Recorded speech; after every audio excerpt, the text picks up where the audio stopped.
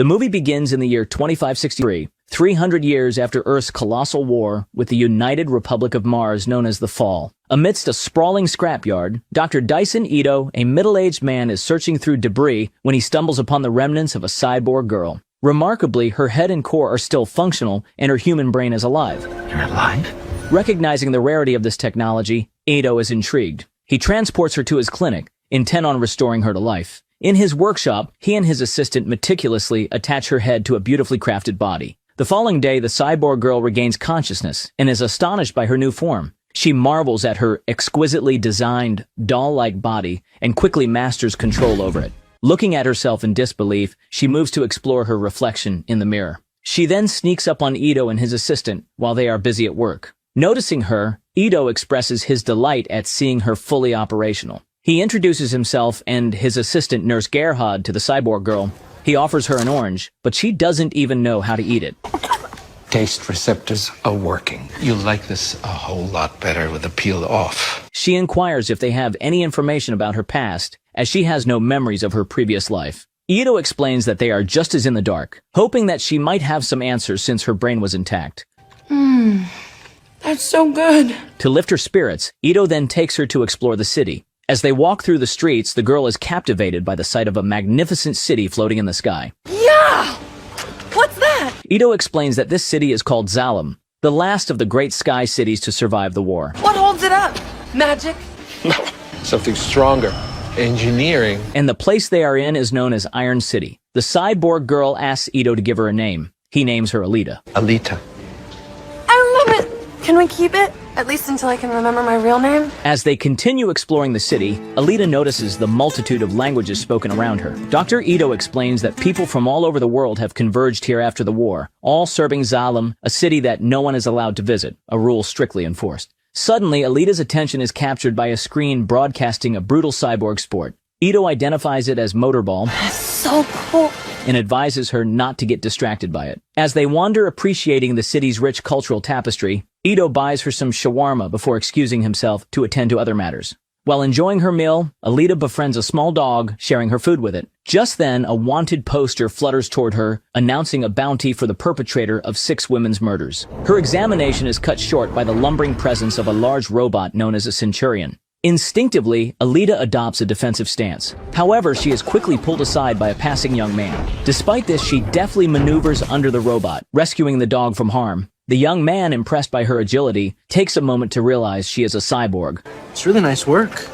Did Doc Ito do it? He built all of me, except my core. As Dr. Ito returns, interrupting their interaction, the young man promises to meet Alita again and hastily departs. Curious, Alita asks about him, and Ito reveals his name is Hugo, cautioning her to be wary of trusting people too readily. Later that evening, somewhere in the city, a woman is about to enter her apartment when she is suddenly attacked by someone.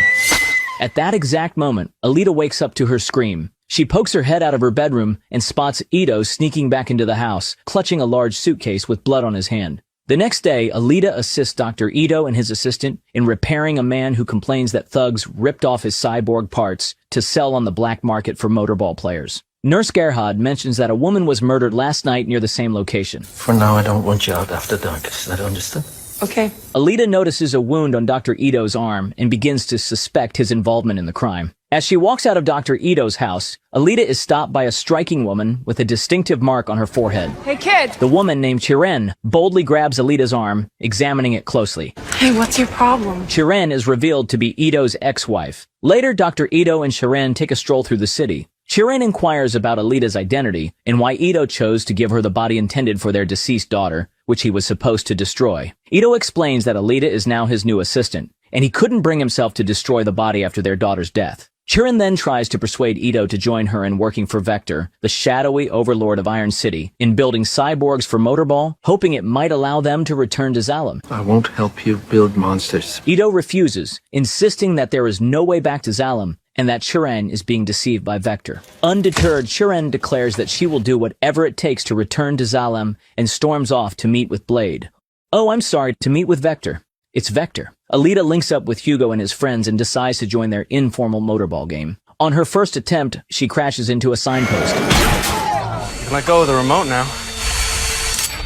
Undeterred, she tries again, but gets smacked by one of Hugo's friends, Tanji, who mocks her angrily. Nice, Tanji, thanks. She's never played before. Alita doesn't let this slide. She jumps back into the game, targeting Tanji. When he tries to elbow her out again, she uses her fighting skills to knock him down and scores her first goal. Hugo teases Tanji for getting beaten by a newcomer. Your freak girlfriend's got some serious malfunction. And then walks up to Alita, offering her a ride home. He admits she definitely has some talent for motorball. On their way, Hugo tries to learn more about Alita. So you can't remember anything? I'm trying to. Family? Friends? Favorite food? Nothing. Well, maybe oranges, but that's just since yesterday. But I really don't understand why she would choose oranges when she has tried the best dish on earth, shawarma. They stop at a food shop where Hugo buys her some chocolate, and she instantly falls in love with the taste. That's so great. I have a favorite food now. Just then, a bounty hunter named Zapan walks by. Hugo reveals that Zapan is hunting his target, and Alita can't help but notice how cool Zapan's sword is. All guns are outlawed in Iron City, punishable by death. In the evening, Alita tries to sneak back home but isn't slick enough. Dr. Ito catches her and asks why she's coming back past her curfew. She explains she lost track of time. Dr. Ito warns her not to trust anyone too easily and offers her some food. You have any chocolate? The next day, Hugo takes Alita to his secret spot atop a high building, providing a clear view of Salem. He shares that it's his dream to go to Salem one day. He even claims that if he were as strong as Alita, he would climb the tube that transports cargo to Salem. Hugo informs Alita that she originates from Salem because everything in the scrapyard where Dr. Ito found her is dumped from there. Starting to feel like I wasn't very important.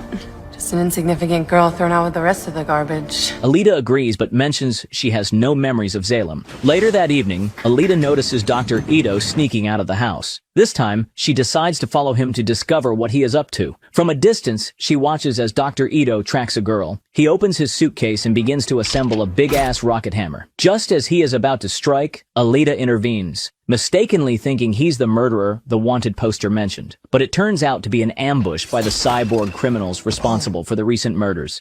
Looking for me? At this moment, Alita learns that Dr. Ito is a hunter-warrior, and he was trying to protect the girl. Dr. Ito urges Alita to hide while he confronts the cyborgs alone. He engages one of them, but is quickly overpowered. Surprisingly, the girl he tried to rescue is also a cyborg involved in criminal activities. Alita then jumps into the fray, displaying extraordinary martial skills and immediately eliminates one attacker. My God. She faces off against the cyborg woman. Despite being unarmed, Alita proves nearly invincible to her opponent due to her superior fighting skills and reflexes. However, a huge cyborg with a weird name, Grewishka, immobilizes Ito, forcing him to watch as his accomplice attempts to kill Alita. With precision and power that hint at a warrior past she cannot recall, Alita skillfully dominates the fight, eventually killing her opponent. Grewishka then joins the fight. Alita performs a somersault kick, during which she sees a flashback of herself fighting on the moon alongside warriors like her. Her teammate calls her 99. 99! On your left! She finishes the kick, chopping off his arm. Alita grabs Ito's rocket hammer and attacks the villain. Realizing he has no chance against this little girl, Grewishka vows to return for them both and escapes into the underground part of the city. Dr. Ito praises Alita's martial arts skills, and together they head to the Hunter Warriors headquarters to collect the bounty for the eliminated cyborg criminals. Afterward, Alita shares with Ito the brief flashback she experienced during the fight. Before the fall, there were police to stop criminals. Now the factory pays us to do the dirty work. Ito enters the headquarters, leaving Alita outside and hands over the heads of the dead cyborgs. Bounty for the cyborg Nisyana was 20,000 credits. Alita accuses Dr. Ito of withholding information about her past. In response, Ito takes her back to the lab and reveals that the body he gave her was originally intended for his deceased daughter, after whom he named her. Her name was Alita. Alita asks what happened to her. Dr. Ito recounts that a cyborg he had built for motorball came to his clinic one night, seeking drugs. And now we know what happened to Rico after Starship Troopers. During the encounter, the cyborg knocked Ito down, but his daughter couldn't get out of his way fast enough and was killed. Her mother, Shiren, couldn't cope with the loss and left Ito. This tragedy spurred Ito to become a hunter warrior. Although he hunted down and killed the murderer, it brought him no peace, so he continued his hunting career. Did you ever find peace? I found you. I'm not your daughter. I don't know what I am. I do. Dr. Ito then scans Alita and reveals that her heart is made from a technology lost over 300 years ago. Her heart, powered by an antimatter microreactor, is strong enough to power the entire Iron City for years. This is lost technology. Nobody's made this stuff since before the fall. Yeah, right. So I'm 300 years old. Sweetheart, you are. At Vector's place, he urges Chiren to create a cyborg that will become the motorball champion. Chiren promises to deliver the best, provided she gets the necessary equipment. After Vector leaves, Grewishka crashes through the window of Chiren's bedroom. He begs for help. Initially, Chiren is reluctant to help him, but upon learning that Alita is responsible for his condition, she changes her mind. Later that night, Alita reflects on her flashback. Pondering her past and guessing who she might have been, she begins training, inspired by Ito's words that she will remember everything one day. In Vector's lab, Chiren is working with Grewishka. Vector enters and suggests stripping him for parts. Chiren informs him that she found a wired chip in Grewishka's head and suspects someone in Zalem is controlling him. Vector is not surprised by this revelation. Chiren wants to remove the chip, but their conversation is interrupted by Nova, who connects to Grewishka. Nova? Who did this to Grewishka? Upon learning that Alita caused Grewishka's damage, Nova demands they upgrade Grewishka so he can kill Alita and retrieve her core. I don't understand how she could create such force with such a small body. It was not the power of the body that did this. It was the mind. She knows the fighting techniques of Panzerkunst. Nova possesses Vector's body and promises Chiren a place in Zalem if she can meet his demand. She vows to bring him Alita. Dr. Ito and Alita search the Hunter Warriors' wanted database for Grewishka, but can't find him. Alita is perplexed because Grewishka is responsible for all the recent killings of women. Dr. Ito concludes that someone powerful from Zalem is protecting Grewishka. Upon hearing this, Alita expresses her desire to become a Hunter Warrior. Dr. Ito opposes the idea, as he doesn't want her to become involved in violence or get blood on her hands. Frustrated by his response, Alita runs off. She meets up with Hugo to watch the motorball. As they head to the arena, Alita vents her frustrations about Ito. The match starts, and Alita watches excitedly as the cyborgs fiercely compete for the ball. Meanwhile, Hugo takes the opportunity to show her around. He points out one of the top cyborgs, Jashugan, and suggests that he might be the final champion, potentially earning a passage to Zalem as his prize. From a distance, they spot Vector and Chiren. Hugo explains that Vector essentially controls the motorball. Back in the match, one of the cyborgs, Kanuba, uses his grind cutters to devastate his opponents and wins the match. Vector, however, is not pleased with the outcome. Chiren approaches him and insists that he find a way to acquire Kanuba's grind cutters, which she plans to use to upgrade Grewishka. Moments later, Hugo's friends rush over and inform him they need to leave. Before they depart, Hugo invites Alita to join him the next day on a trip outside the city, suggesting it might help her recover her memories. This evening, Kanuba is celebrating his victory with 3 girls when he is suddenly attacked by a group of masked assailants. They overpower him, load him into a truck, and sever his grind cutters. Vector arrives at the scene just as one of the masked men reveals himself to be Hugo. Vector commends him for his successful heist and pays him. He then orders the grind cutters be delivered to Chiren. Hugo hands his share of the payment to his friend Tanji, who questions when Hugo plans to tell Alita about his real job. Hugo dismissively shrugs off the question. After the group departs, Vector eliminates Kanuba. The next day, Alita follows Hugo and his friends to a location outside the city. They share a brief history of the war, explaining that Zalem is the only city that remains standing. Who was the enemy? The United Republics of Mars. URM. They take her to a lake where an spaceship has crashed. Salvagers have jacked some stuff over the years for metal, but it's all technology, so it's mostly been left alone. This is an arm ship? You know, it's pretty hard to sell this stuff since no one knows what it is or... Alita points out the command deck of the ship, then dives into the lake and makes her way to the ship. The ship activates in response to Alita's presence. She navigates its corridors with ease, instinctively knowing where to go. Inside, Alita enters a command that deactivates the power shield, revealing a cyborg body. She retrieves the body and returns to her friends. Oh, this can't be good. Back in the city, Alita takes the body to Dr. Ito's lab and insists that he attach her to it. Dr. Ito refuses, explaining that the body is known as a berserker, highly advanced technology that is extremely powerful and potentially dangerous if not properly controlled. The instinctive fighting technique you use is Panzerkunst, a lost combat art for machine bodies. It was used by the berserkers. You are not just a warrior, Alita.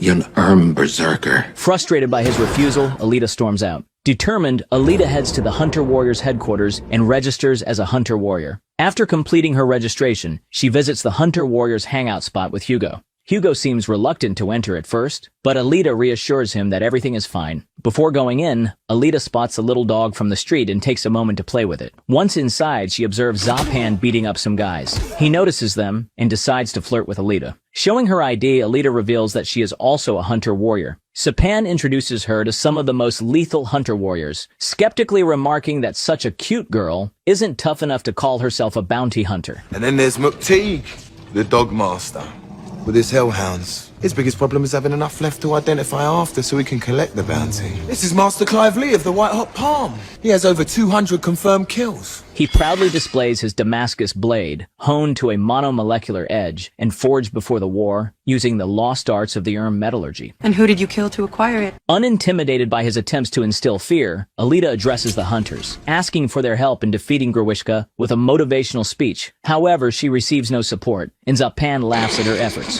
Zapan then suggests that Alita should cut Hugo loose so he can be with her. In response, Alita roasts Zapan, prompting laughter from the other hunter warriors. What could I learn from a loudmouth pretty boy who spends all of his money on his face? Maybe I'll pull your arms and legs off. Roll your head around in the street. Maybe that'll teach you some manners. You might mess up your hair. Unable to tolerate the humiliation, Zapan attacks Alita, who easily overpowers him without breaking a sweat. Despite wielding his formidable sword, he finds himself helpless against her skills. You do not deserve such a weapon. Emboldened, Alita challenges the warriors to a fight, declaring that if she wins, they must help her. None are willing to face the girl who easily defeated Zapan. This bitch broke my nose. Yes, I did. So she begins taunting their cowardice. Seconds later, a fight breaks out. Alita dominates the battle against all the patrons of the bar. As she gains the upper hand over the warriors, Dr. Ito arrives and intervenes. Knock it off! Or no more free repairs! His threat is effective, and the fight stops. At this moment, the monstrous cyborg Gruishka arrives, looking noticeably upgraded. He declares his intent to capture Alita and demonstrates the power of his new grind cutters by attacking one of the warriors. Gruishka announces he's only there for Alita, and the crowd hesitates to intervene. Ah, she's all yours. What about the rest of you? There ain't no bounty on this guy, Doc. Not our problem. The little dog that had befriended Alita stands up to Gruishka, barking defiantly at him, but Gruishka mercilessly kills the dog. Alita, fueled by rage, uses the dog's blood as war paint on her face. When Gruishka tries to strike her, she skillfully dodges. He then uses his grind cutters to break the floor, creating an opening to his domain beneath the city. Without hesitation, Alita leaps down after him, and a fierce battle unfolds underground. Alita fights with precision and finesse, showcasing her extraordinary skills. However, Gruishka's relentless assault eventually finds its mark, and his grind cutters slice through her body. In this critical moment, Alita experiences a flashback of her training, where her coach reveals that Nova is the real enemy. Refusing to surrender, Alita musters her remaining strength. With her only functioning hand, she leaps at Gruishka and manages to gouge out his eye, leaving her arm stuck in his eye socket. Just then, Dr. Ito, Hugo, and the Dogmaster arrive and help fend off Gruishka. He wasn't a dog lover. Dr. Ito quickly carries the injured Alita back to the lab. On their way, they encounter Shiren, who tells Ito the mean stuff driven by her envy. You think you can replace us that easily?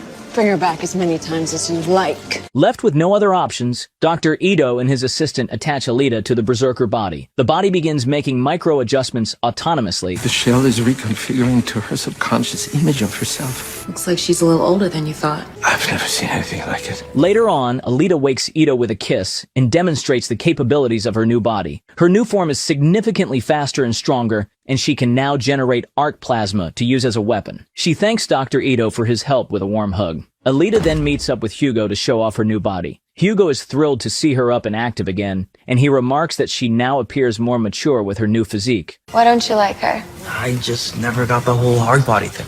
And besides, she's Erm. I mean, she was probably the enemy at one point. 300 years ago. Get over it. As they leave, Alita mentions that her new body is more powerful and has enhanced touch sensitivity. Hugo gently touches her, and then they share a kiss. Does it bother you that I'm not completely human? You are the most human person I have ever met. Back in Vector's lab, Gruishka is furious over the loss of his eye and his failure to eliminate Alita. Nova, possessing Vector's body, Nova. scolds Gruishka for his failure, telling him that his only chance for redemption is to bring him Alita's heart. Gruishka vows not to disappoint him this time. After regaining consciousness, Vector tells Chirin that he can't rely solely on Gruishka's success and that he needs to develop his own plan in case Gruishka fails again. After this, Vector invites Hugo for a drink to set up Alita. It turns out that Vector had once promised Hugo a passage to Salem in exchange for doing his dirty work and paying him a fixed sum of money. He manipulates Hugo into persuading Alita to try motorball. The next day, Alita visits Hugo and finds him asleep and hungover. Hugo wakes up and explains that he was out drinking with Vector, who reiterated the promise to take him to Salem if he could gather the rest of the money needed. Alita had hoped maybe he'd want to stay. Upon realizing how important this is to him, Alita offers to help him by taking on more bounty jobs, but Hugo declines, not wanting to burden her. He admits he's unsure about his plans after meeting her. Moved by his concern, Alita dramatically offers her heart, urging Hugo to sell it so he can gather enough money for both of them to go to Salem, while they find a cheap replacement. He's got an microreactor for a power supply, probably worth millions. Hugo refuses and advises her never to give up things so precious, no matter the reason. That was pretty intense, huh? Yeah, it was very intense. Sorry. Afterwards, they head out together. Hugo reveals another potential way to make money. Vector wants Alita to compete in motorball, and if she wins, they could advance to the senior league and make a substantial amount. Alita agrees, but only if Hugo will coach her. From a distance, Zapan observes the couple. He mutters to his friend, revealing that his plans for Alita will be worse than death. Determined to help Hugo, Alita enters the motorball tournament. Dr. Ito equips her with all the necessary gear. As he helps her suit up, Alita asks him if a human can love a cyborg. Why does this cyborg love a human? Dr. Ito assures her that it is indeed possible, but he also urges her to focus on the game and take care not to destroy her body, as he might not be able to repair this technology. After they part ways, she writes 99 on her suit, recalling the number from her memory. In another locker room, Vector gathers the cyborgs he has hired to compete against Alita. He promises a substantial sum of money to anyone who can eliminate her. Before the tournament begins, Alita calls Hugo to ask why he hasn't shown up yet. I'm doing this for us, remember? You can't miss it. He tells her he needs to handle something, but will be there soon. Meanwhile, Hugo meets Tanji, who is in the middle of stripping a cyborg for parts. Hugo calls him by his real name, which angers Tanji. Hugo declares his intention to quit their illicit activities, but Tanji reacts poorly, insulting Alita. Should've jacked that bitch when you had the chance. Their argument quickly escalates into a fight. During the scuffle, Zapan arrives and confronts Hugo, taunting him about Alita's reaction should she learn of his activities. He vows revenge on Hugo for Alita's earlier interference and decides to frame him for murder. I never killed anyone. Zapan kills the cyborg Tanji was stripping and blames Hugo. As he prepares to execute Hugo, Tanji intervenes and Zapan cuts him in half. In desperation, Hugo throws a firebomb at Zapan and flees. Zapan, undeterred, begins to track him relentlessly. Back in the arena, Alita positions herself at the starting line. Just seconds before the match begins, Dr. Ito spots several bounty hunters among the competitors and realizes the match is a setup. He warns Alita just in time. It's a setup. You gotta get out of there. They're gonna kill you. Which ones? All of them! But she decides to compete anyway. As the match kicks off, the cyborgs immediately target Alita. She skillfully takes them out one by one, displaying remarkable fighting skills. Amidst the chaos, the cyborgs also turn on each other, each vying to capture their prey. The commentator praises her, calling her an angel with a body built for battle. Number 99, Alita! Despite sustaining some damage, Alita remains undeterred. During the match, Hugo calls her in a panic. I've got a big problem. Hugo, this is not a good time. He reveals that Zapan is hunting him, intent on executing him, and pleads for her help. Alita instructs him to make his way to a specific location where she will meet him. After the call, Alita breaks out of the arena by crashing through a billboard. The pursuing cyborgs catch up and momentarily restrain her, but she fights back fiercely, managing to free herself and methodically take out her attackers. Meanwhile, Zapan finally catches up with Hugo. Just as he is about to execute him, Alita arrives in the nick of time. She disarms Zapan and saves Hugo. At that moment, Alita sees Hugo's wanted mugshot displayed on a nearby billboard. Zapan reveals Hugo's misdeeds. Is it true? Ellie, you don't understand. And Hugo admits that while he has not been completely honest with Alita, he has never committed murder. Alita is left deeply shocked. Zapan picks up his sword and orders Alita to step aside so he can complete his task. Alita threatens to kill him if he touches Hugo. Zapan reminds her that interfering with a hunter-warrior and his target is a crime. So Alita declares, He's mine! Then make the kill. Before she can act, Zapan stabs Hugo with his sword. Let me make it easier for you. leaving Alita horrified. A centurion arrives demanding they hand over the criminal Hugo. Alita carries him into a nearby building, pleading with him not to die. Hugo tells that if she gets out with him alive, they will kill them both. With his dying breath, he confesses that he stopped stripping cyborgs because he loves her. They share a final kiss, observed from a distance by Chiren.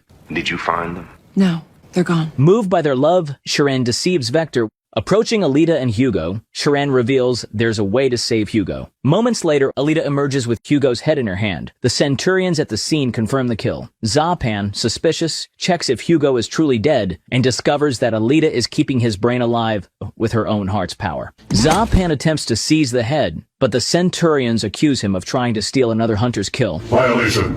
Hunter Warrior Zapan. Stealing another's bounty is against factory law and the Hunter's Code. Hearing this, Alita takes Zapan's sword, slashes half of his face with it, My face! My face! and leaves the scene. Back in Dr. Ito's lab, he manages to save Hugo, attaching him to a new cyborg body. He credits Chiren's perfect surgical technique for saving Hugo's life without causing brain damage. Dr. Ito tells Alita that no one can buy their way to Salem. It's just a ploy by Vector to deceive gullible youths. But how do you know that for sure? He reveals that the only way to reach Salem is to become the motorball champion, sharing that he was born there himself. He recounts that when their daughter was found to have genetic flaws, Nova presented them with a harsh choice: stay in Salem and have their daughter terminated, or be exiled from Salem. Choosing exile, they moved to Iron City, where Ito decided to remove his forehead mark to forget Salem. He adds that Iron City is monitored and controlled by Nova. Meanwhile, Vector confronts Chiren after learning that she helped Hugo and Alita. Chiren confesses that she couldn't proceed with their plan because she too is a mother. She informs Vector of her desire to quit. Vector asks if she still wants to go to Salem, but she asserts her disinterest. As Chiren walks away, she is confronted by Grewishka.